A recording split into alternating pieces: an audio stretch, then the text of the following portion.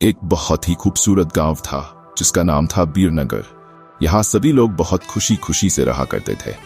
गांव में सब कुछ अच्छा चल रहा था और इसी बीच अमेरिका से एक फैमिली अपने पुश्तैनी घर में रहने आती है। उस परिवार में पति पत्नी और उनका छोटा सा बेटा थे जो अपने हवेली में रहने आए थे।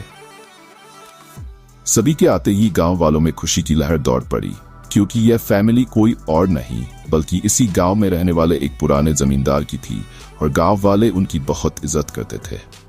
सब कुछ ठीक चल रहा था, लेकिन अचानक एक दिन इस परिवार के बच्चे की तबीयत अचानक बिगड़ने लगती है। सभी को लगता है मौसम का परिवर्तन हुआ होगा, लेकिन बात तो कुछ और ही थी। धीरे धीरे लड़के का चेहरा नीला पड़ने लगा। आनन फानन में परिवार ने डॉक्टर को बुलाया और डॉक्टर को भी कुछ समझ नहीं आया तो उसने पास में ही बने एक हॉस्पिटल में उन्हें स्वास्थ्य परीक्षण के लिए आमंत्रित किया ताकि बच्चे की बीमारी का पता लगाया जा सके। परिवार ने डॉक्टर की सलाह अनुसार हॉस्पिटल जाना जरूरी समझा। सारे परीक्षण होने के बाद भी कुछ नहीं हासिल हुआ। जैसे ही सारा परिवार गांव पहुंचा तो गांव के कुछ बुजुर्गों ने बच्चे की हालत देखकर उन्हें ओझा के पास जाने को कहा। आज भी गांवों में पुराने रीति रिवाज के अनुसार झाड़ फूंक करके इलाज करने की प्रथा कायम है।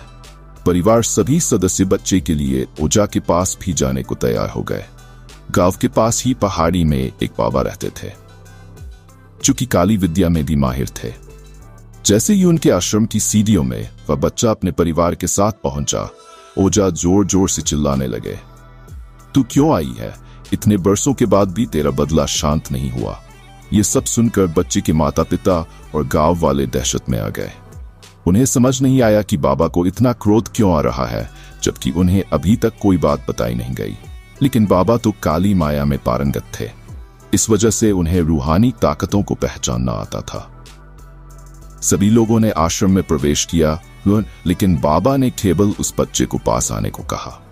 बच्चे की हालत बहुत ही खराब थी। उसकी आंखें लाल हो चुकी थी, उसका शरीर नीला दिखाई पड़ रहा था और उसके शरीर का तापमान आम बुखार से कहीं ज्यादा था।